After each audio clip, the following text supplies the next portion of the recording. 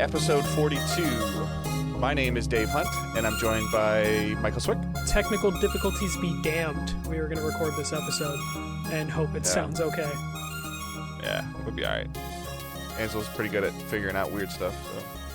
Alright, so we are Digital Days Gaming. We are a weekly podcast that streams live on Twitch, twitch.tv/Digital Days Gaming. We also upload the show every Thursday morning at 6 a.m. But you should definitely check our feed on a more regular basis because similar to last week where we released a Tony Hawk documentary interview episode that Michael did a great job on, we periodically throw things on the feed whenever we want. Yeah, we just there's no rules. We make the rules. Well, Angela probably can set rules for us, but other than that, she does what we tell her to do. In terms of when to post and what to post in it. So she edits, makes us sound good, and then posts it when we ask her to. So Angela's just going to cut that out or just bleep it. Yeah, well, she already wanted to make an editor note on the Patreon episode. I told her she could. So.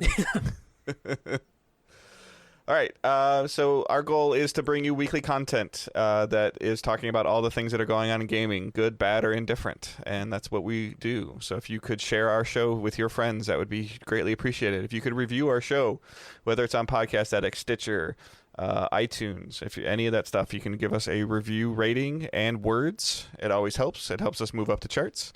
And then we also have some other stuff linked in the show notes, Facebook group, Twitch page, like if you're watching us live on Twitch, YouTube. So there's a new Turtle Beach unboxing video that I'll talk about a little bit tonight. And that video is actually doing really well. So if you're not subscribed to our YouTube channel, please subscribe so that we can get our own fancy, like youtube.com/whatever we decide it to be. But we have to have 100 of you do that so we can do that. And then you can also just follow us on Twitter, as well as join our Discord. So all those things are linked in the show notes below, as well as ways that you can support the show is just by telling a friend, retweeting on Twitter tremendously helps, and sharing our Facebook page helps that as well. So, all right, with all of that stuff out of the way, and lastly, just making sure that you check your Amazon Prime subscription. Make sure you're still subscribed. That'd be helpful. Very. So with that out of the way, we're going to jump right into the news, and it's going to be more negative Apple. Negative Apple, maybe negative Epic. This is a mess. This is the craziest shit I think I've seen in years in the gaming industry. Okay, so Epic and Apple, Epic Games, creators of Fortnite, Unreal Engine, are at a war with Apple. So it's the battle of the billionaires versus the trillionaires. Though Tencent might be a $1 trillion company for all I know. So, where to begin? Alright, so, sometime last week, Epic Games, with Fortnite, put a separate payment option in Fortnite on mobile devices that circumvents the Apple payment method and also the Google Play Store method. And they basically cut anyone who bought from them a 30% discount. So a $10 V-Bucks pack only costs $7 if you bought it through their store on their app. This, as we talked about last week, is super against anything in Apple's terms of service. So Epic did this move, and then they released a trailer declaring Apple as a 1984 company, as a company that was against the system, but now is the system, and then filed a lawsuit because they knew what was going to be Apple's retaliation. And Apple's retaliation was they removed Fortnite from the Apple Store, from iOS stores, which is a huge market that Epic would be losing from. And then Google Play also followed suit. So now, no new players can come to the Apple versions of Fortnite. So, pretty huge deal. This got better throughout the week, because basically, Epic weaponized their fan base, did a stupid hashtag free Fortnite, acting like they're the victims, that they were, like, the heroes in this. Like, I'll talk about that a little bit later, about, like, the benefit that can come from this, but they basically try to play the victim and then rally their fan base to attack Apple. And Apple has a lot of control in this, has now threatened to remove Epic's ability to develop games and their engine for iOS and macOS devices, which can have a huge shockwave across the industry as a lot of developers use the Unreal Engine, which will then mess them up in a long run in terms of support for future devices and just fine-tuning devices. So this is a huge, ugly mess. Epic has now fired another lawsuit to try and block that move from going, as well as have their current lawsuit of trying to get Apple to allow them to insert another payment option that circumvents Apple Store, which then prevents Apple from getting their 30% cut. This shit is crazy, Dave. That's a long-winded version of this, but what do you think about this? Because we were talking about this last week a little bit, but in a different circumstance. Yeah, I mean, I think that with with Fortnite being as heavy of a microtransaction type game as it is, like, this isn't uncommon for companies to say, well, if you want to be on our platform, like, we get a cut, which is rightfully so. I mean, Fortnite is partially as big as it is because it's on Apple and because it's on Android or Google Play. So I think that there always is going to be a middleman, like they're like a stepping platform. Like, you need to, in order to put your product on a service, like, you need to use their services. It's not just like free range for you to, like, produce something and put it up there. Especially since Epic takes a cut from people using their engine. Yes. So, so this is kind of like pot meet kettle, kettle meet pot, where, like, yeah, like, for the most part, Epic has said with their engine rental, like, you can use all of our assets for free, but if your game gets to a certain standpoint, we get a piece of the action. And Fortnite is, even if Apple had something similar, Fortnite is at that point and well past it. And it's also similar to, like, a sports analogy of, like, okay, this is Major League Baseball players versus owners. This is millionaires throwing money at other millionaires, like, with their seeing whose money is bigger. Yeah, but in this case, billionaires and trillionaires, so it's even crazier amount of money. So, I mean, again, I feel like I don't know what Google's cut is, or Android. 30%. Google placed it. Okay, so I feel like if I was running Google right now, I would go to Epic and say, hey, let's do a 26%.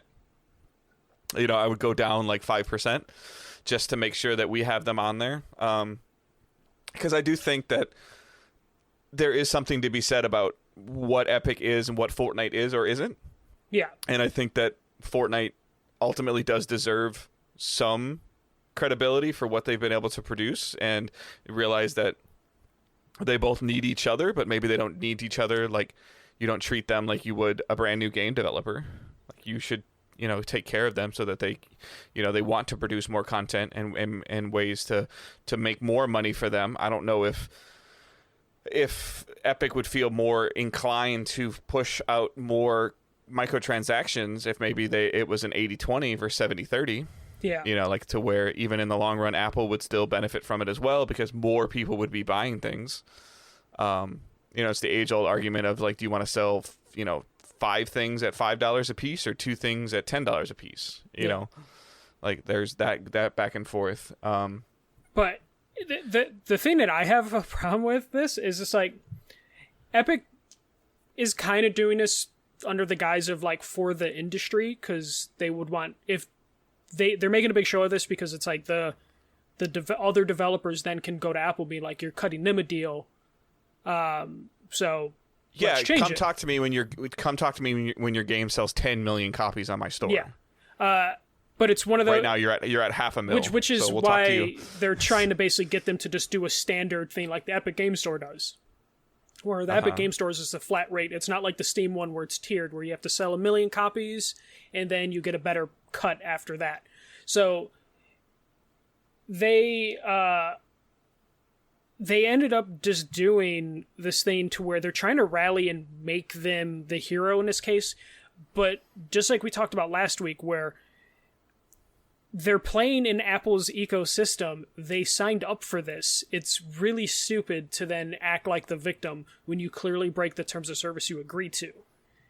You know, it's like if I told Dave, hey, Dave, you can come over to my house, but I have one rule, don't shit on my floor. And then you come over to my house, and then you shit on my floor. I'm going to be upset because I told you that was the one rule I had. And that's basically what Epic's doing right here. And also, like, the way they went around it, I'm sure if they wanted to have, like, a millionaire, trillionaire talk, they could have just went to Apple and been like, give us a better deal. Or they could have fought for the better deal. But instead, they... and done it quietly, yes. So nobody would have known about it. Yeah, but that wouldn't have helped the industry overall. But the way Epic did it kind of is a little bothersome to me, and I can understand Apple's perspective a little bit. They inserted their own store into the game that you give payment details over to Epic, which trustworthy company. But if that's the standard Epic wants, to where developers can just insert their own payment method, a way of accepting payment, that could be troublesome for Apple because they lose revenue. But also the whole thing with Apple, on their PC side is like, hey, this is a more safe ecosystem than PCs. If you introduce that every app can just insert their own payment method, then you're going to leave yourself up to a lot of vulnerability in terms of people acting shady. Because, like right now, if an app tries to do some bullshit to charge, you can then go to Apple and get refunded that way. But if you're just paying money directly to people, then there is no way of getting that back. Yeah, you don't know who to go after when there's a customer service problem. You just charge back on your credit card, which can take forever. So, like, the way Fortnite's doing it, the way Epic Games is doing it, is like under the guise of like, hey, we're doing this for everybody, but in reality, it's a billionaire company who's just like, we want that 30%, and it's crazy. Yeah, that this is going to this, and I agree. I think Apple's cut is way too high, like the 30% thing, but also that's like the standard cut everywhere. Google Play Store, that's the cut. The only thing with Google Play is you can easily, it's like 5 menu options deep, download an app from another outside of the store source. You don't have that on Apple. But like the consoles, PS4 and Xbox, those numbers have never been like very clear on what the cut is, but it's largely like accepted that it's probably around 30%, and they might make special preferential treatment for different even when you buy currency, and again, I don't like always want to go back to this, but like with Destiny releasing the cross save, like I can buy something with silver, so with real money on PS4, and I have access to that cosmetic on PC, on Xbox, on Stadia. And so whatever I purchase from the Eververse store, I have access to it. But when I'm on a different platform, so like as an example, I've purchased multiple seasons on Destiny, and of course when you buy silver, it's 1,000 silver or whatever, which is $10, and you can only buy silver like in $1,100 or 1,100 denominations. So you always have extra, quote unquote, extra silver. Or you buy $10 of worth of silver and you get $11 worth because they're giving you a quote unquote a deal. So I have residual silver on my account. I only have that silver on my PlayStation 4 account. I don't have access to that silver on my Xbox account.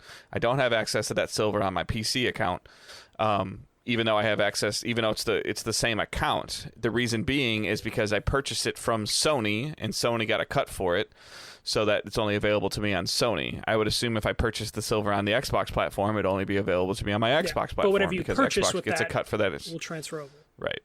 Yes. So the fact of the matter of like the what I would find very interesting is that if Fortnite chooses to pursue this and Apple allows it, is if you're playing on your iPhone and you purchase something through the Apple Store, that it then and then you decide to go to this third-party service to make your next purchase, does that show up through your App Store download? Because those, again, those are two separate things. So it's very weird, and this is the same problem, is everybody wants to be able to say, I want to spend my money where I want to spend it, but then at the same time they get annoyed when they download Fortnite and they have to make an Epic account. Or you tried to play the Avengers beta and you had to make a Square Enix account. And then you have to, play another game and you have to make a Bethesda account and you have to have an Activision account and all this stuff. But how you circumvent that is you make the prices different, like Epic did, to where it's just like, do you want to spend $10 on this or $7? And people are like, I'm going to get $7. Like no one's going to spend the extra money. That's like the only way you can get people to like go through those extra hoops, which Epic knows, which is why they're doing that completely different price. Yeah, so like Epic overall, like I just don't feel like they approach this like the correct way. That just seems like they went very childish. I think it's the first time I've ever seen like a trailer for a lawsuit, which I think is just like insane, and that's basically what they did. The really bad part is that like a board approved this to happen. Yeah, like this was planned. Like this wasn't like reactionary, or like they pretty much said, okay, we're gonna do this, and they're gonna do this, and we're gonna do this. Like they knew exactly what was gonna go down.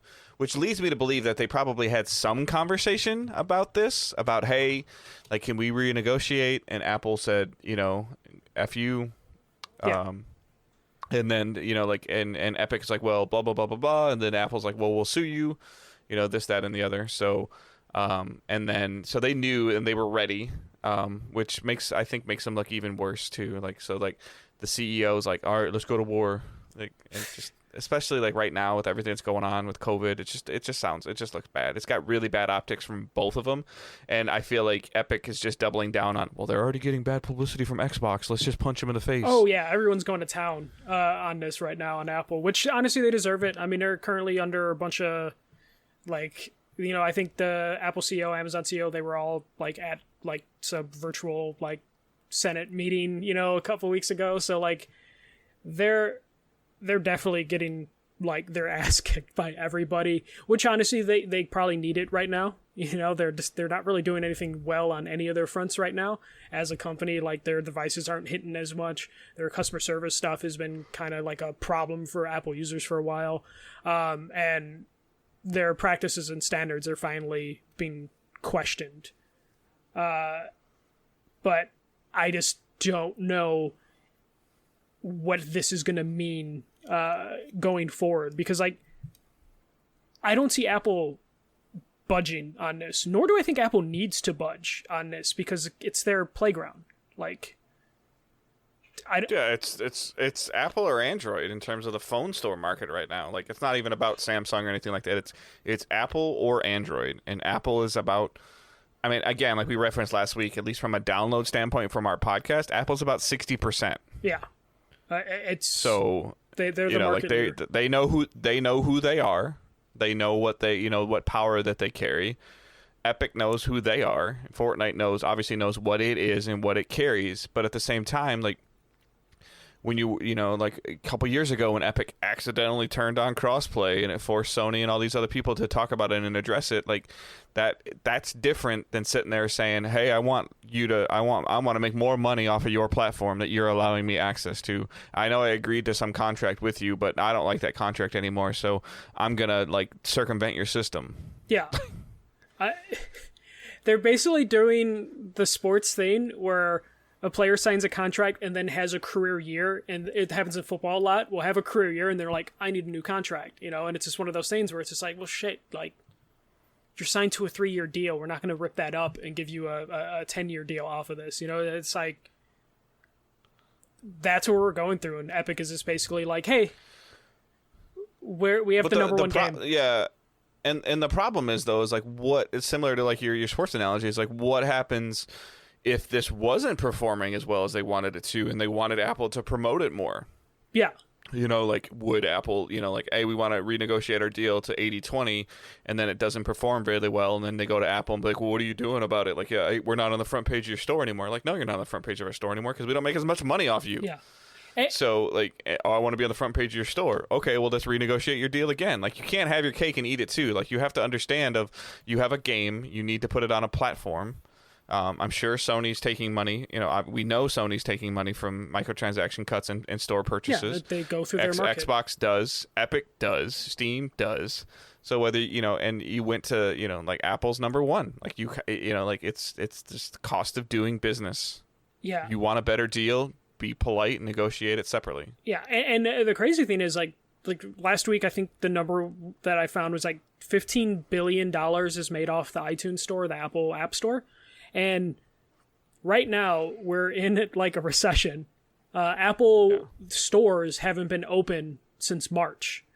So their hardware sales are down. they are open, but they're not open. No, some of them are just flat out like closed. No, because my daughter was able to go buy her iPad before college. At a store. Oh yeah, but she wasn't able to go in the store, and she had to get like a body screen done by like 4 people before she got her iPad that they brought outside to her. But in terms of stuff, they're basically telling Apple like, hey, we know like shit's down right now and probably is not great for the economy. That 15 billion that you made last year, 30% of that you need to say goodbye to. You know, it's just like they're basically asking Apple during a time where Apple's probably going to be penny pinching and trying to get whatever revenue sources they can to like, hey, can we get a chunk of that, you know, percentage, you know? And I think if people really knew, like, and you'll never see this number, but if you could see, if Epic really wants this deal to happen, I want Epic to publicly release the numbers that they make off Fortnite. Yeah. I want them to say, hey, we sold this much on the Apple App Store, and this is how much we made, and this is how much Apple took. And I want them to publicly put that number out there and then say, we want more money. Yeah. Just be like, we aren't happy making this many billions. Yeah. We want, you know, a better percentage. And also, then what is that percentage that they're okay with? Right. You know, it's like 30% is a lot. But how much? So is 5% though going 25, 70, 75, 25? Like that's like from Apple's perspective, like they're walking away from a huge chunk of money just to give up 5%. Yeah, because then they would have to, because it's being done in the way it's being done, as Epic position themselves as the hero, then they have to lose that 5% for every transaction that's in the App Store. And again, they made 15 or 16 billion last year. So losing 5% of that would be fucking huge. And like you said, you budge for one, and then a second one comes, and a third one comes, and a fourth one comes, and you know, like, and like maybe they need to, you know, like I'm not saying like Twitch is the example, but maybe they need to do some kind of tiered system like Twitch does. So we're a Twitch affiliate. Our cut is what our cut is. It's 50-50. When you become a partner, I believe your cut is still 50-50. And then as you negotiate your contract with Twitch, you can start changing that. But you have to have some weight behind you. Epic has the weight behind them now, but they need to respectfully negotiate their contract because the contract is just, you know, the contract is what it is. And I don't blame Apple for sitting there saying, you get what everybody else gets. Yeah, and also, like, they need to... but okay, so like Angela puts, but how much are they losing with Fortnite not being on there? That is a hard question to answer because they haven't removed the game from the store. Like it didn't come off of your iPhone. They removed it from the store. If you already downloaded it, but not the phone. And I'm assuming you can still. So if you already had Fortnite downloaded, I'm assuming you can still play it. Yes. And you can still buy stuff. Yeah, from either Apple or Epic. Right. I guess the question would be how many new people download Fortnite daily? Yes, that would be the question. And I would think that number is less now than it was 3 years ago. Oh, for sure. Yeah, that number has definitely gone down. What they're going to have to do, Apple, if they want to like end this, clearly Bad 76 is like, no, not me, is they're going to have to go to the Steam system, which the Steam system isn't great, but it's basically if you move a certain amount of units, you get a better cut of your, you know, the product, you know, to where like I think it's like a threshold of like it's 70-30, but then after you pass 1 million units sold, then it moves up to 80, and it can go all the way up to 90-10%. But that top tier to get the 90-10%, you have to sell so many fucking copies. But I think that's a different.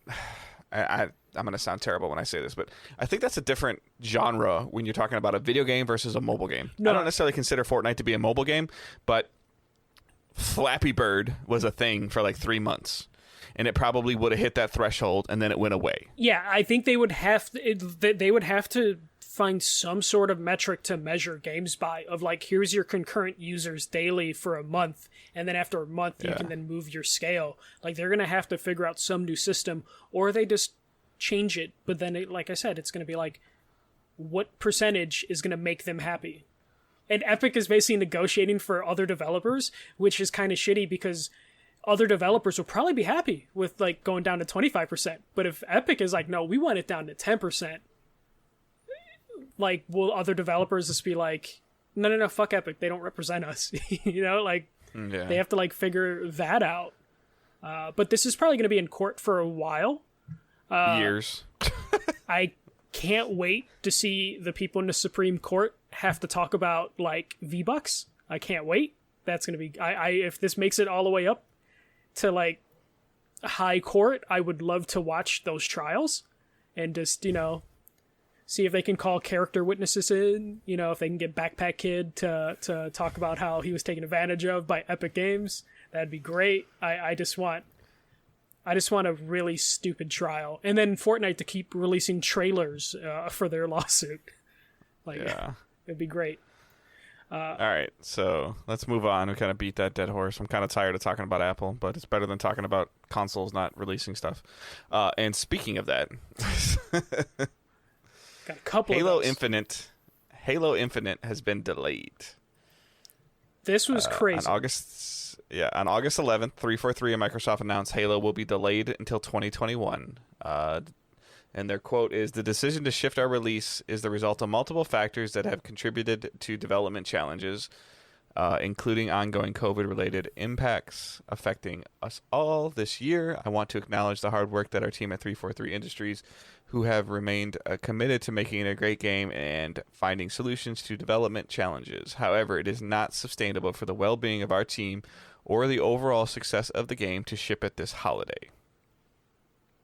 Okay. My first take is this is a completely understandable move given our current circumstances in the world. My second take, what the fuck, you guys were just advertising this in your showcase as like something that's coming out at launch for your new consoles in November.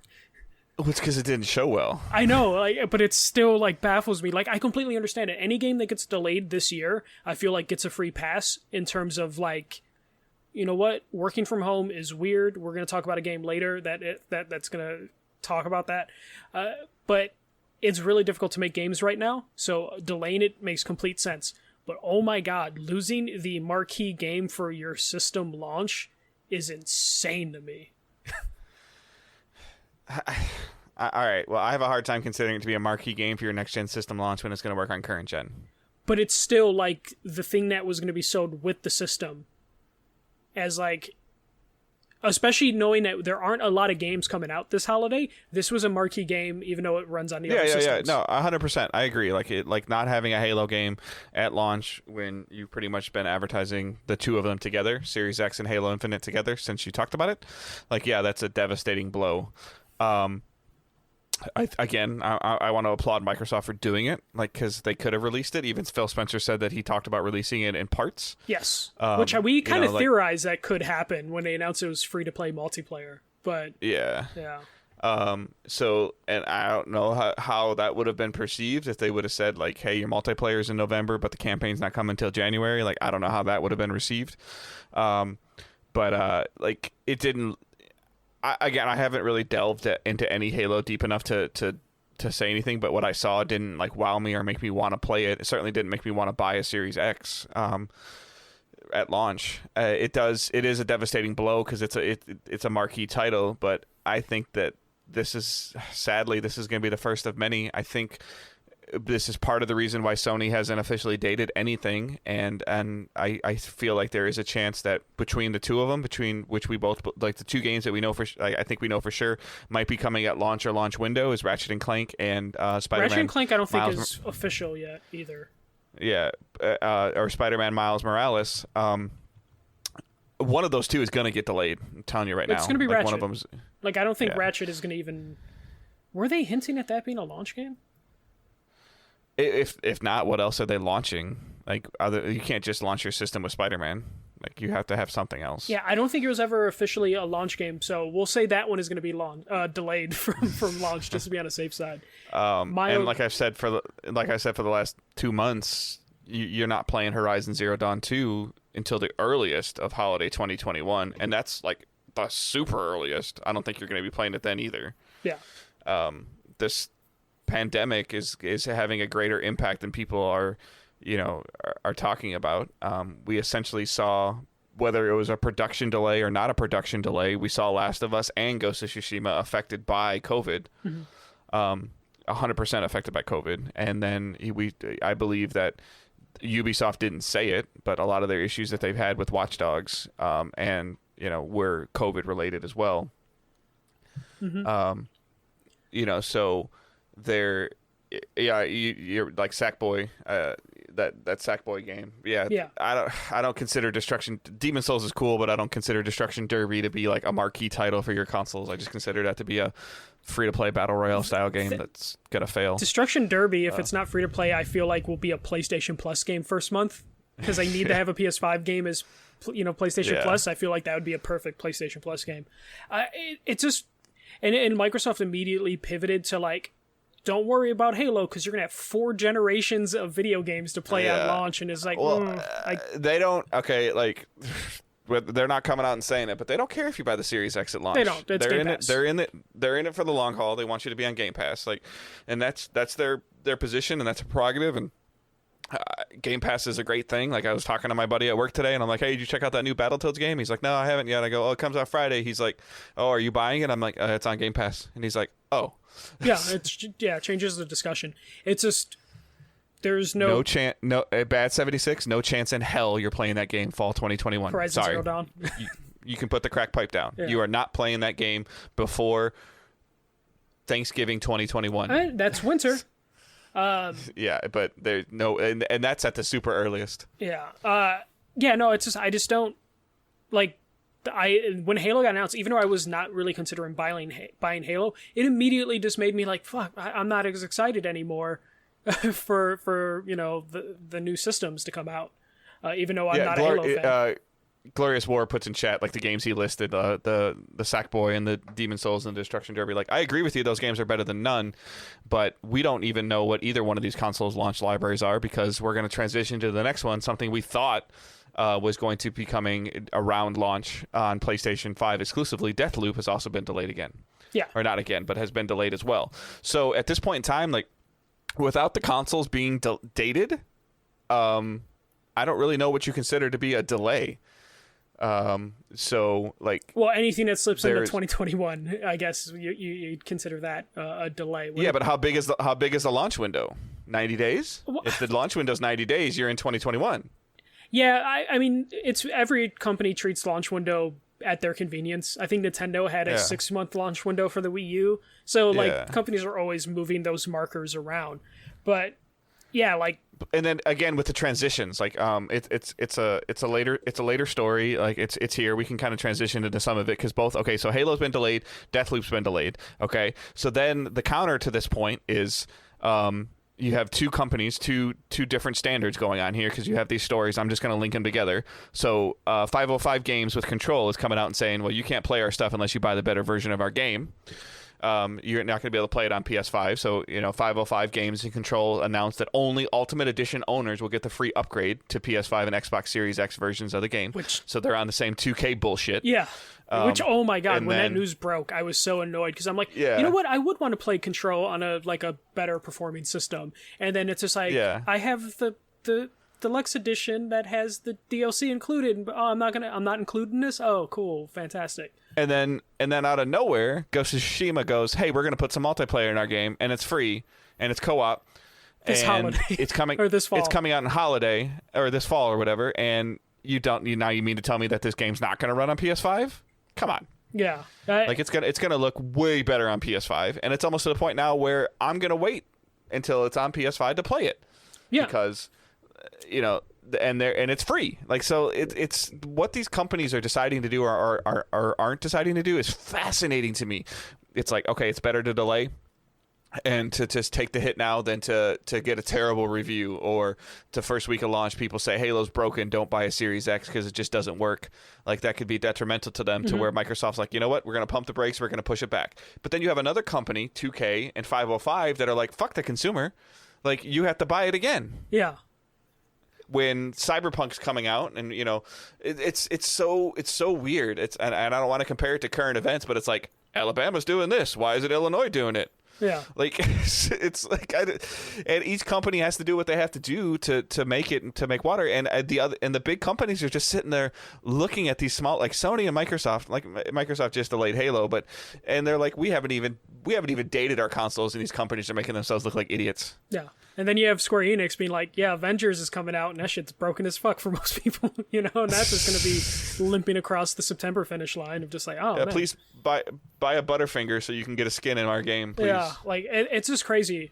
Like, so there was something with, like, the Deathloop one, which I didn't even think about. So in the VG 24/7 article, they specifically mentioned when they talked to Arcane Studios about just, like, the issue they're having with just data bottlenecks in terms of, like, moving assets from home to, like, the main server is, like, a real problem for them, delaying everything that they want to do. Because, like, shit, we had problems just streaming this tonight with our internets, let alone moving 4K assets, from home to work, is just crazy. So, like, But we can, and again, I'm going to get a little current of any, but we can 100% do a virtual school system for all of our kids in the country. Oh yeah, they can't develop a game in 18 months from people working at home and uploading stuff to and from OneDrive. But our kids can learn how to do stuff on a computer, and or they can just go. It's like you have to realize that what these companies have their normal is so broken right now. It's so broken. And that they're learning on the fly, just like we are all learning on the fly with this stuff going on. And it's better just, and as much as I criticize it, and I've been criticizing it for months, it's better just to stay quiet. Yeah. Because when you open your mouth, you sound like 505. Yeah, where you just need to make a bad business decision. Ultimate Edition players. Like, what? Yeah. Huh? Oh man, yeah. So like, I feel for any developer, and I applaud them for when they delay it, and COVID's the reason. This is the only time you can get away with it, because you have a built-in cop-out. Yeah. Even if it's not COVID's fault, just point at it. Yeah. And just be like, hey guys, sorry, video games are really difficult without COVID, and they're way more difficult with COVID. So yeah. And now I'm at this point with all these games being like, you know what, we can't do it. I'm looking at games that are launching this holiday, skeptical as fuck. Like, I don't know what experience I'm going to even get. When a couple months ago we heard about, like, Sony couldn't, like, get people in the same room to approve some hardware stuff, but then they still want to sell a console at the end of the year. I'm just like, what the hell? Like, I almost want to opt out of this launch just so we don't end up in a situation with the 360 where, like, all the launch models had red ring issues. Like, I don't want to get hardware hot off the machine, and I don't want games that are super broken that should have been delayed. It's baffling just to see all this go down, but I'll probably, and I feel like they can't or they won't delay the console launch because they don't want to take the financial hit. Yeah. And they would rather probably just understock the console just so they can have, like, scarcity runs, just like, hey, we only made so many millions of copies, and they all sold out, and just like... Well, NPD over the last 6 months is telling them that people are buying this stuff. Yeah. Like, hardware sales are up, and like more people are playing games right now, so they're looking into more stuff. I mean, we've seen a small increase in our download numbers because maybe people are searching some stuff on the internet more, or they're in the they're playing video games with their friends that have been playing video games for a while that are telling them, hey, this is coming, or hey, Game Pass is a thing. So more people are being exposed to more things, and like, to maybe somebody might want to get a PS5 at launch because they're having a good time, whether they're playing Destiny, playing Fortnite, playing Minecraft, playing the Avengers, whatever they're playing. And it's gonna run better or look better on your fancy TV that you've been watching all your live sporting events on that you can't get to watch, or you won't be able to watch because no season's gonna be going after Halloween. No. So like, you start using your TV to your benefit, and one of the best ways to do that is to play games. and people are discovering that they're fun and they're more social than they were 20 years ago. So if somebody like let's say that they're my age, like in their in their late 30s, and they started they picked up a Series X, or they've always had one, and they start playing games with their buddies again, and they're playing Call of Duty together, and it's like, oh, it's gonna, hey, you gotta get the new box, like, oh yeah, I'll get the new box if you guys are moving, and then all of a sudden they can't get the box. Yeah, like it's gonna be weird. But I don't want Deathloop to come out and to bring a new IP out and half bake it because they feel like they have to be ready at launch. Yeah. Like it's not the developer, Though the game developer's game, job. So they can bring out a half baked game and get away with it and be like, yo, we're from Bethesda. But it's not the developer's job to be ready when the console's ready. No. They just need to make the games and not worry about the hardware, in terms of like how many will be there and like how many are functional, sort of thing. They just need to make the games, and I'm glad that they're being allowed to delay, take the hit. Because honestly, no, it's fascinating to me though. Like, let's flip this. So, Deathloop is expected to be a PS5 exclusive, and I'm curious now. Like, so Microsoft just delayed a Microsoft Studio game in Halo Infinite. Mm-hmm. How do you think? So, we've heard that Sony has been very, if you listen to Jason Schreier, and Sony's always been very receptive of having the developer take the time they need to make their game, whether it's first party developers or second party or third party. So I'm curious as to if Bethesda was developing Deathloop exclusively for Xbox, how forthcoming or receptive do you think Microsoft would have been of Deathloop going to them and saying, hey, we need to delay this?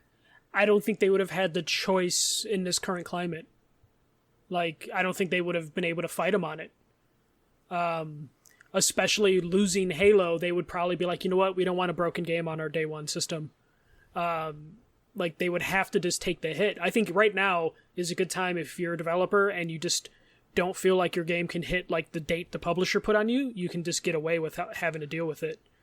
Okay, so then how many more games have to be delayed outside of November for either console manufacturer to go, hey, you know what? We can't release in November. No, I think they're coming out. Like, they're coming out. Even without any software? Any software is impossible. Like, I think Spider-Man will probably come out because it's just kind of... I agree. It's just kind of the same engine. It's not a copy paste scenario, yeah. But it is kind of a copy paste scenario where it's like, okay, 6 to 8 hour campaign potentially. Like, yeah, it's Lost Legacy. Yeah. And they'll probably use, like, Xbox has actually been positioning their marketing pretty well of just like, it's better on Series X to where they already have a bunch of games coming out for the old systems that will just run better.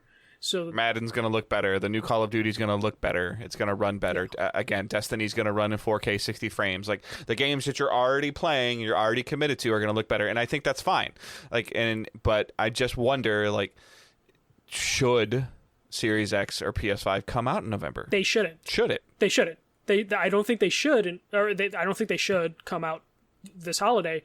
But honestly, launches are usually only for like the hardcore crowd or whatever word you want to use. So those systems are already going to be sold no matter what, because like the hardcore crowd will just buy it no matter what. We're complaining. We're going to buy a PS5 day one. No, I agree, but I'm gonna buy it because of what we do. For the most part, that's a huge factor in what we do. If I wasn't doing this, I might have a hard time looking at one or two. Like, okay, so typically, let's just say that on launch day, I don't even remember. Let's say there's 8 games coming out on launch, okay? I don't remember the numbers, but usually you're interested in 4 or 5, and you would probably buy 2. Yes. Agree? Yeah. Okay, so now let's say that as this number shrinks, so now that they're launching 4 or 5, which maybe you're interested in 2 or 3, does that mean that you buy 1? Yeah, probably. So, like, is it worth me buying a $500 console for one game? Now, yeah, I know that I have my Destiny and my Madden and my Call of Duty that'll look better and run better on there. But if... then some of these questions aren't answered. If I'm playing Madden on PS5, can I play against my son who's playing on PS4? Like, that hasn't been answered yet. I would assume yes, but... I agree, but we couldn't play on PS4 to PS3. Yeah. So we'll probably see that. Either way, this launch is going to look like Godfall is going to have no competition, and Godfall is going to do so well, despite it being Godfall.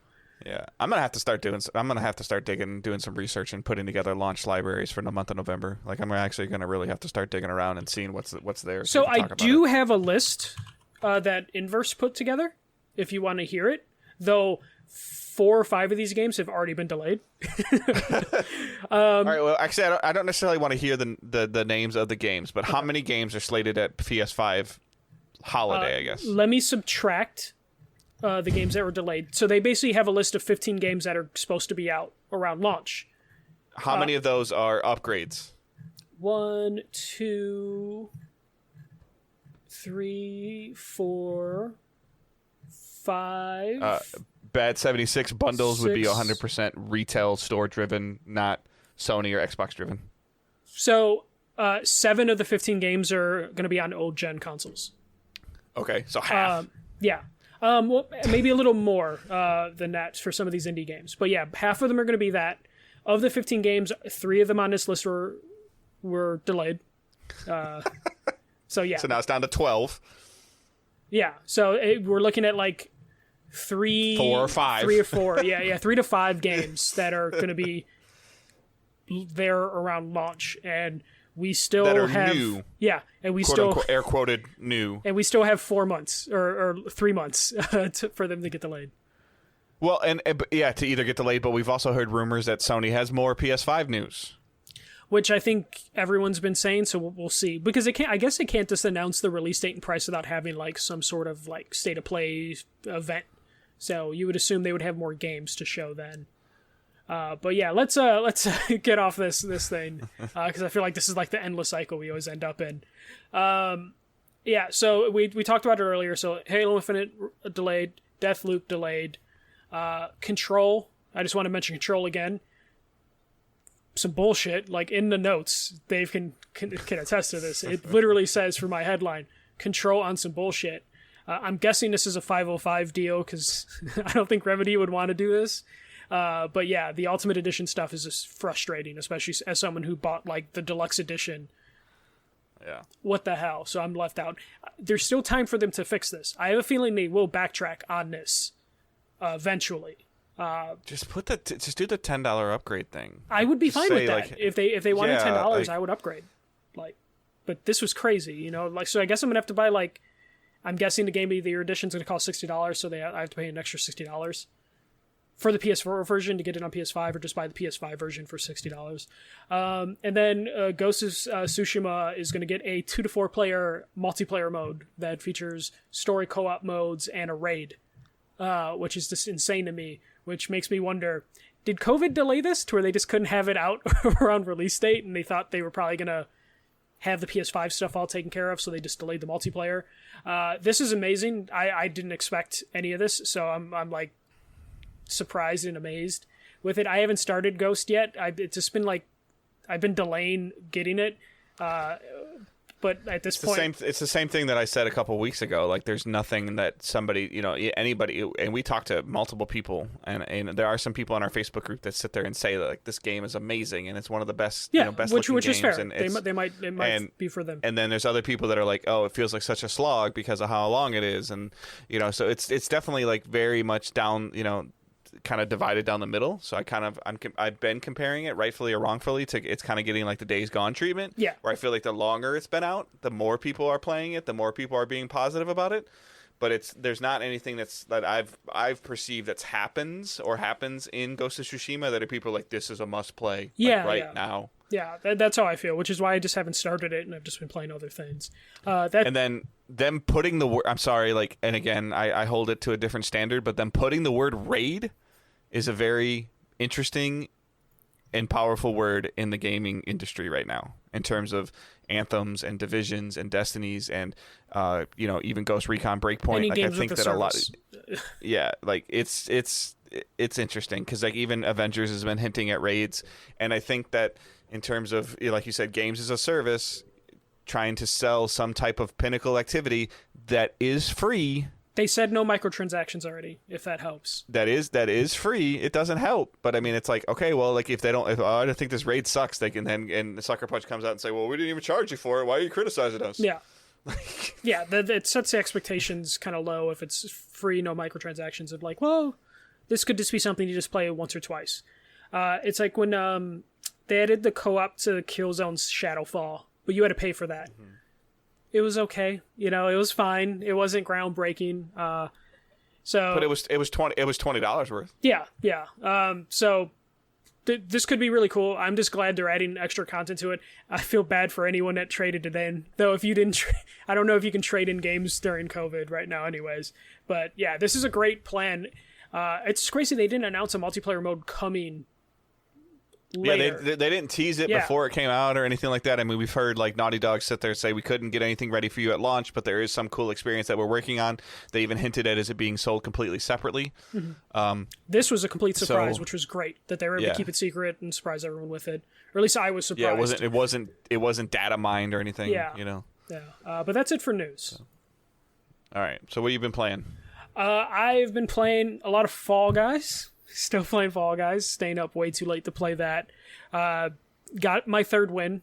So happy to get that. I won 2 games on the first day, and I haven't won since. So I've just been dying. And I was like, I'm never going to get a win again. I got to win. I stole a tail from my friend in the finals when he was trying to do the 5 wins in a row trophy. That's really hard, and he was on win 3. So I feel kind of bad. Okay, he was on win 3. Yeah, okay. yeah, I was yeah. like, how much of a dick are you really? No. If he was on 4, I would have just helped him and like blocked. But he was on 3, and it was my last game in 3 in the morning. So I was just like, I'm taking this. So a lot of Fall Guys. I did hop back into Avengers, played co-op with it. You can find a stream for it. Holy shit! When you include a friend in your game, it is buggy as hell. That game was like super buggy.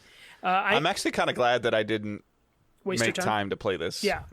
Like specifically, like I even had my son download it because I wanted him to check it out to see what he thought. Because like I did pre-order it just because I wanted the beta code that I wasn't able to play, and then I heard your impressions of the beta, like the closed beta, and I'm like, oh, the open beta is this weekend, I'll play it, and then the impressions and the articles that I read between the closed beta and the open beta were like, okay, like I don't really need to do this right now. Yeah, no, it was buggy, and also this like, I had my friend with me and we were playing it and we were just having fun with the conversation, but the gameplay is just not, there's not enough depth there for it to be challenging or fun. We were like level 12 and we did a level 20 challenge or mission.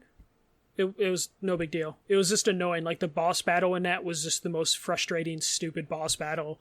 Again, it was buggy. Just how they do the lobby system's annoying. So like you go to the war table, you pick your mission, you invite your friend, he'll load into it a character select screen, select your character, oh my God. And then you'll load into the war table and then load the mission, which then brings you to a loading screen where they're on the ship, and then that is another load screen that takes you to the game. And it's just like, why did you do this? I hate to continuously bring up Destiny, but when you see a company that can actually do co-op correctly, you can drop in and drop out on Destiny all you want, as long as the fire team's not full. There's no you can back out and switch characters, and it always works, always. Yeah. Like, and I don't understand. Like BioWare effed it up with Anthem's join system. The divisions can be clunky as all get out, and it's just like I can click on a guy's name in Destiny and I can join him. Like, why can you not developers need to do one of two things on a drop in drop out co-op game as a service.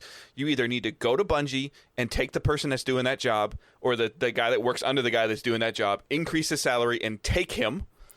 Which I think normal this people game do did. in a job world. They took people from other studios. Or you need to stop saying, oh, we don't want to be like them, so we're going to do something different. Like, quit it. Yeah. Like, whether you like Destiny or don't like Destiny, like, they've been around for 6 years.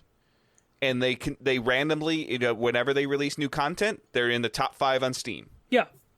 And they're there. And then they fall down and they go up, and they fall down and they go up. Versus Anthem just falls off a cliff and gets buried, and then gets stepped on and gets buried again. And then Division 2 is just nowhere to be seen right now. Like, we don't want to be like them because look at what they did. Like, well, they're still here and you're not. So in terms of like loading and then just to go back, like that's stuff that would frustrate the hell out of me. That would stop me from playing the game. Yeah, like it was when me and my friend were kind of confused because like we're like, okay, because it took us a couple times to. You can all see this on the stream. It's not going to be archived because it's a mess. But you can look on our Twitch channel to see like the frustration of just loading in, of just like we were even confused of just like because we had some connection issues. It's a beta, so connection issues are fine. But just like setting up of just like, okay, what are we loading into now? Oh, are we in the game? No, we're in this menu. Let's load into the next thing. Oh, okay, are we in the game? Oh no, this is another load screen. You know, when you get that minute countdown timer that this leads to another countdown timer, you're just like, what are we doing? And just kind of takes the fun out of it. Especially like it's not drop in, drop out. You have to like load the missions and everything like that. Oh. So like my friend dropped at one point and it was just like, all right, I guess I'll just quit out because you can't hop in apparently, or at least in a beta he couldn't hop in. So I was just like, okay. Well, it's too late. Like this game comes out in 30 days. Like it's too late. Well, unless he just didn't see the option when he dropped out, there was no way for him to drop back in. So I was just like, oh, I guess I'll finish the mission. If you don't see the option, that's the AI's fault, not the AI's fault. That's the user interface fault. Yeah, like that's bad UI. And UI on a game like this is very, very important in terms of, like, I hate games that you have to constantly be in the menus unless there's actually something meaningful to look at in the menus, or you have time to look at in the menus. Yeah, and it was just kind of annoying because it was just like, you know, I'm not, like, loot hungry, but, like, me and my friend were like, oh, we got loot, but it just didn't matter because it doesn't make a cosmetic difference. You don't see anything. It just moves up numbers a little bit, but even then, it doesn't do anything. Again, which was confusing to me when you and I were having the conversation where you're on Twitter, where you're like, no, there's loot in there. I'm like, oh, can you change Hulk's color? You're like, well, no, you can put like a bracelet on him and he does something strong. I'm like, huh? Yeah. So you can get cosmetics, but they're whole outfits, and your loot doesn't change your character's like personal look. So it's like, but you have to buy them. No, they just unlock through challenges.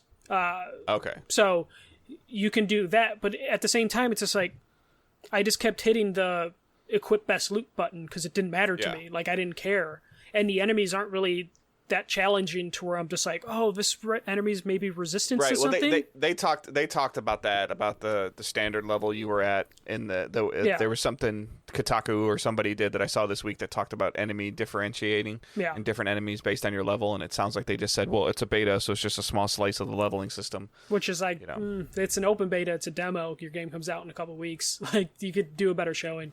So yeah, you definitely, like, right, wrong, or indifferent, Division 2 had their open beta, and it had endgame in it. Like, you after you completed like a couple of the campaign missions, it gave you the option, do you want to go up to level 30 and do this thing, and this is what it's going to feel like. And and they, some people liked it, some people didn't like it, but at least Division showed their cards and said, hey, this is what endgame looks like. Yeah, and it's one of those things where, like, I was talking with my friend while we were playing. I'm like, do you think you might get this? And he's like, no, I don't, if you get it. And we're both just don't want to be the one who's like, yes, we'll get it, and lock the other person into getting it. And also, like, Johnny is a boy, put it best after he played the beta. He's like, this is a $20 Black Friday special. That's what I told my friend. I'm like, if it goes to 20 or 40, I'll probably pick it up. But even then, like, I told my friend, I'm like, realistically, we're 30. It's really hard to get together and do a play date to begin with. So do we want to commit to a $40, $60 game that will co-op like once or twice?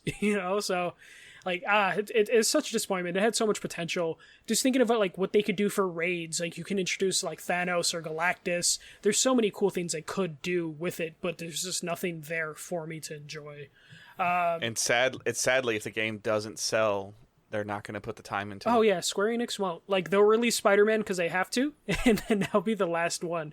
And there's the DLC characters got leaked through data mining, and there's some cool characters they can do. It's all Marvel Cinematic characters for the most part, but they're all there, which could be cool. But I don't think they're going to get to it unless. Yeah, but they also, especially if they're going to be quote unquote free. Yeah, like, I don't think they'll get to it. We'll see when they announce a proper roadmap for with character names attached to that roadmap. Which they should do before launch. They kind of need to. That would be the right thing to do. All we know is Hawkeye and Spider-Man, and it's just like, well, is that 2 months of content? Like, after release, or what are you talking about? And then we got access to the Tony Hawk warehouse demo. I didn't have to order Chipotle to get it, thank God. So that felt really good. I was really happy. It was a bare bones demo. It was only the warehouse level 2-minute sessions, no objectives or anything like that. It was just a skate session. It feels really good. It looks good. I'm very excited for this, but I'm trying to hold back being overhyped because I've been burned before. Tony Hawk 5, I played an E3 demo that played really well, and then that game turned out to be bad. So like this one, it's a very small slice of the game. It felt good. It felt like Tony Hawk game should, and it looked good. The music's there. I am excited for this game. I already have the stupid collector's edition with the skateboard pre-ordered. So like I'm locked in. Quote him. Yeah, I'm locked in. Confirm it. Yeah, unless I flip it to someone.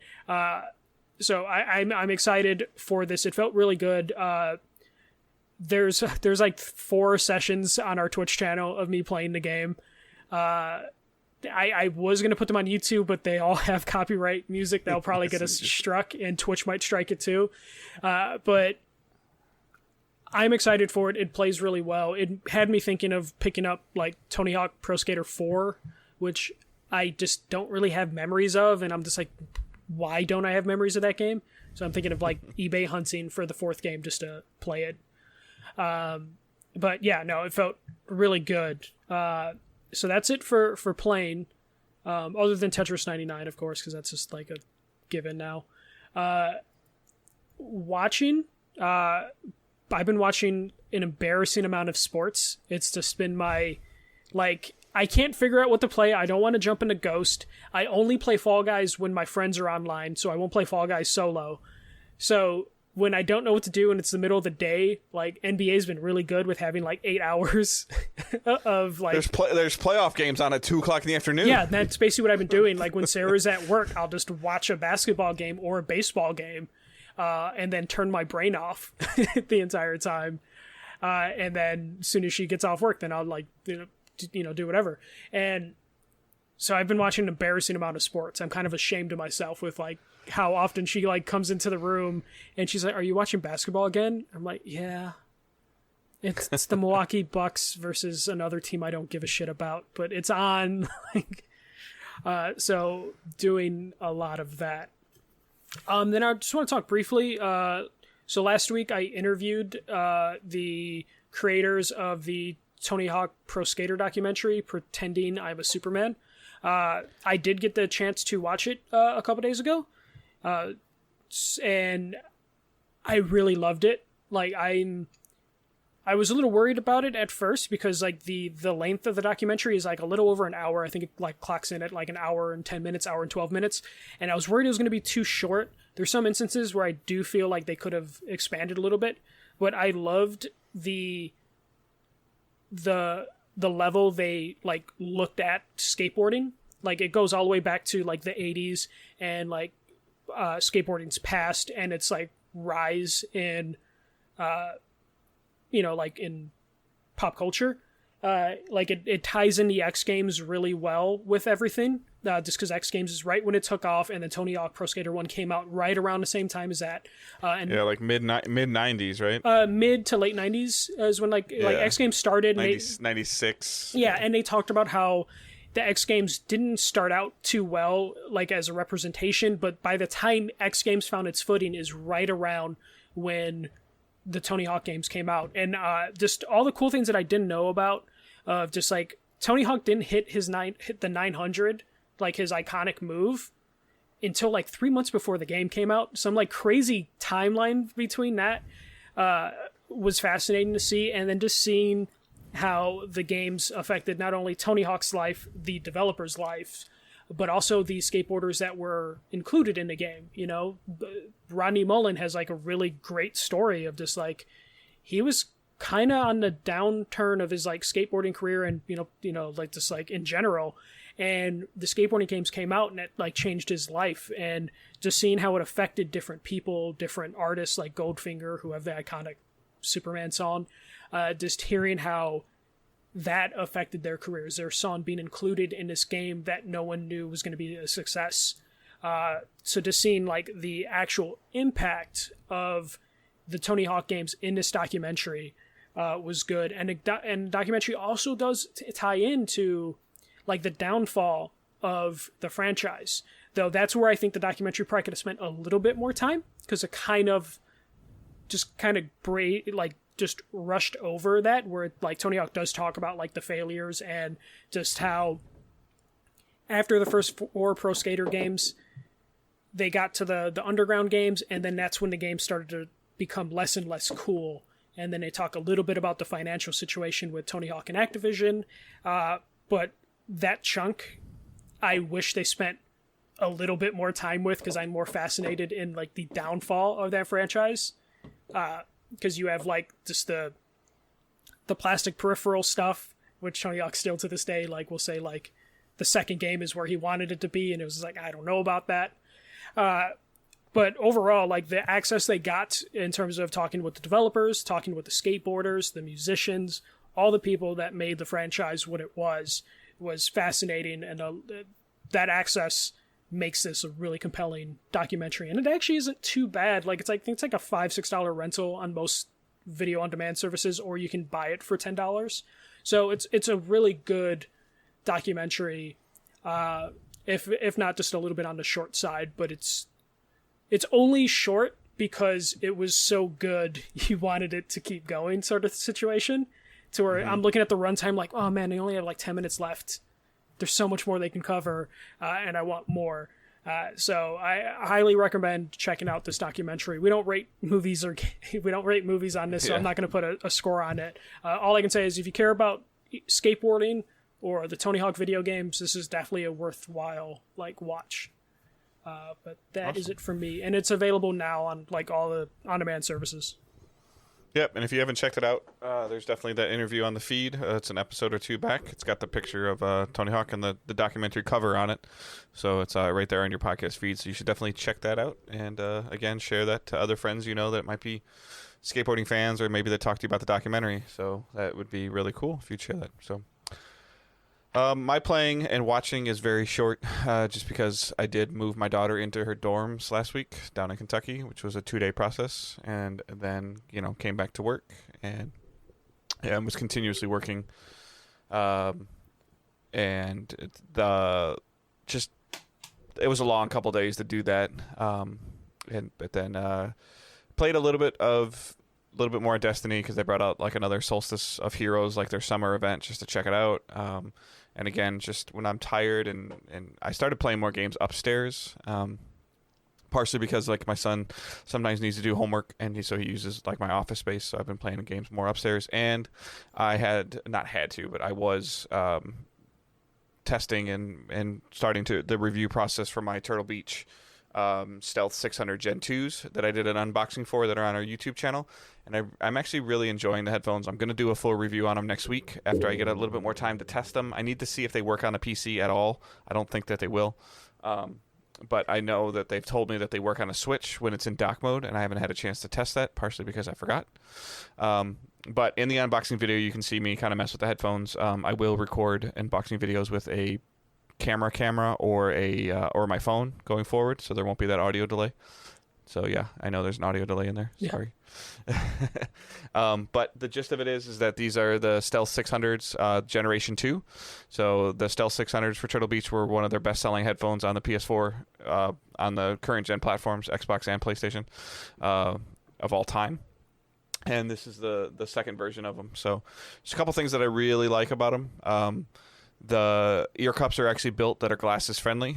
So for those of you that maybe don't see me on Twitch, like I wear glasses, and they don't bother my glasses. They don't push them forward. They don't pinch my head. They don't do any of that stuff. From a comfort level, they are comfortable. They are not as comfortable as some of the other headphones that I own. But to be fair, I own some pretty high-end headphones that I've been graciously given by for reviews in previous times, or as gifts from developers, like the Logitech ones that you guys see me wear on the stream all the time. These Logitech Pro X wired. These are probably the most comfortable headphones that I've ever worn. So I need to take that with a grain of salt when I put other headphones on, because these are like $300 headphones, and the Turtle Beach are $100 headphones. So for $100 wireless headphone, I think that these are top tier. So I will get into more details on that next week when I do a full review. And watching, I've just been, same as you. I kind of started watching, a little bit more baseball. Tigers were playing good for a little while. Now they're not. So Thank you, Tigers.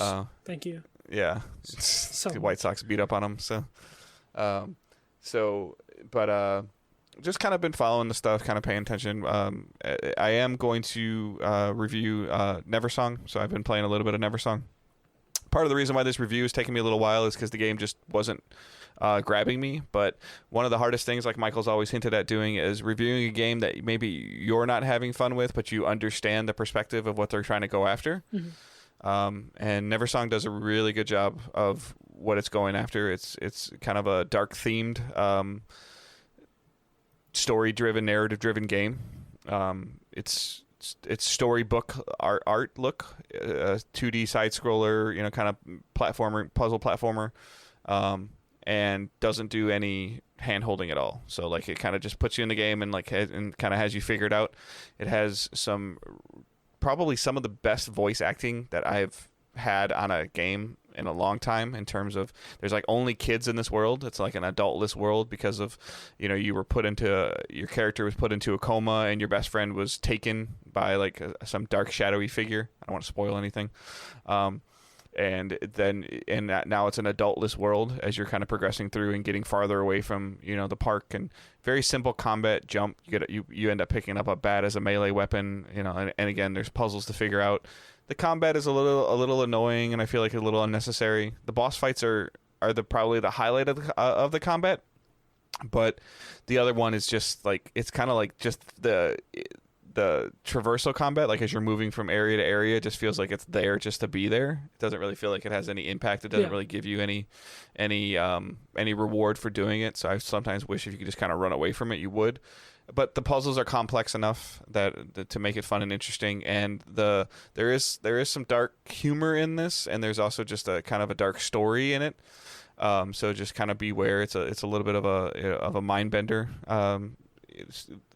type story, which isn't always my cup of tea, but they overall did a fantastic job telling the story through like a storyboard style of and like I said, the voice acting of whether it's adults doing this voice acting, they all sound like kids, and they did a fantastic job, and the dialogue interaction you can have within your character and the other characters is always interesting as well. I don't love the fact that there's like I said, there's literally like no hand holding. So like you can feel lost sometimes. It's not for very long, but long enough that it's frustrating. It's like 4 hours at the most to play this game. It's a $20 game. So, $20 or $30. But it overall, like it's okay. And again, like the story didn't grab me, but I can definitely see it as being a story that could grab somebody. It's kind of like one of those things, partially of like why I haven't played Hellblade, because people are like, that game's gonna mess with your head. Like, yeah, I don't like to play video games to mess with my head. Like, I like to play video games to kind of like get away from everything in the world and just play it. And maybe this game made me think about some things I didn't want to think about. So maybe that's kind of why I'm souring on it a little bit. But overall, like as a game, it's good. It's fun to play. The story is well written. It just didn't put its hooks into me. So, but at the same time, I 100% respect what they were trying to accomplish and what they were trying to do. I think that for the majority of people, they can do that and they will do that. And for me, it just didn't do it as well as maybe they were hoping for. So like it's gonna get like a 3 out of 5. It works. It's fun. It looks cool. It's got great voice acting. It's got a well written story. Like I said, combat can be a little but the boss fights are intriguing enough. So yeah, it's like a 3.5 out of 5. So yeah, it's kind of where I expected it to be, to be completely honest, based on what I saw from it. But yeah, no. I'm glad you at least were able to enjoy it somewhat, even if you weren't able to fully get into it. It's important for both of us to kind of get out of our comfort zone. Yeah. It's like, that's fine. Like, and I'll probably still mess with it a little bit more. There's nothing. You just got to know what you're getting into. So if you want to play this game, I would just recommend watching a couple trailers, like, and just to see if it's something that you really want. So yeah. Yeah. We went kind of long this week, so I think we're gonna wrap up the show a little bit. Yeah. But yeah, did you didn't play anything else, right? That was pretty much it. No, just like I said, dabbled in Destiny a little bit, working a lot of it, working on my armor because I'm hooked on that game and I want the cool, pretty stuff. Yeah. So yeah, like, I mean, we didn't necessarily mean to go off crazy on like the delays and things like that, but that's what's going on right now. So, and I know you guys really seem to enjoy those conversations and enjoy a little bit of the insight that we have into it, and hopefully like a lot of this stuff can just get cleaned up. I mean, we're in the middle of August now, and like I wanted to see like a price and a release date on these consoles like a month ago. I keep hoping that we'll complain about the price when we record on a Monday, release the episode Thursday, but PlayStation or Xbox announce the price between that, and we sound like idiots. Yeah. Please make us sound like idiots, like Microsoft and Sony. Yeah. Make us sound like idiots and release the price tomorrow or something. Yeah. So yeah, we're definitely gonna wrap the show. So the spotlights, guys, right now is Michael's interview for Tony Hawk's film. So check that out. It's like 2 episodes back. So definitely check that out. And then mine would just be that Turtle Beach unboxing video. Just, like I said, give it a look, see what you think. Feedback's always appreciated. I already know there's an audio delay. So yeah, so don't give him that feedback. He's got that. So I know what I did. Didn't do. It's the first time doing an unboxing. I've got some other unboxings planned for some other like keyboard and mice, as well as these headphones are, like I said, PS4, PS5, and Switch compatible. There is an Xbox version coming, and I will have those to talk to you guys about soon. They're probably going to be very similarly constructed, but I'll go more in depth next week on the headphones. And if you watch it on stream, I'll have them in my hands and show you some stuff. So. Other than that, like I said before, all the social links are in the show. Follow the main channel on Twitter at Digital Days Pod. Follow Michael at The First MJC. Follow myself at Good Dave Hunt. Join the Facebook group. Join the Discord, linked in the show notes below. And then patreon.com/Digital Days Gaming. If you feel so inclined to support us on Patreon, we would appreciate it. A lot of you have already, and that's a super great feeling. We have a $1 tip jar. $3 Discord access to a private Discord channel within our server. Our server is open to the public, but there is a private Discord access for $3 supporters, as well as Twitch subscribers, as long as you link your Discord and Twitch together. And then $5 gets you the podcast 24 hours early. And $7 gets you the monthly bonus episode. And we've done 4 of those already. Food, E3 memories, origin stories of getting into video gaming, journalism, podcasting stuff, and retail war stories. So those are, if you feel so inclined to engage in the $7 tier, you'll get access to all of that bonus content, as well as the early access, the Discord channel. So those rewards are all stacked on top of each other. So please do not support us on Patreon if you don't have the finances. And then there's also a direct PayPal link if you want to donate to us, like a few of you have already, and we appreciate that. You will help soften the blow of the priceless consoles. And also just help us with server costs and all sorts of random things that end up happening. So, yeah. All right. I hope everyone has a great week. We will talk to you guys next week. Yeah. See ya. Don't be a dick. Be nice to people.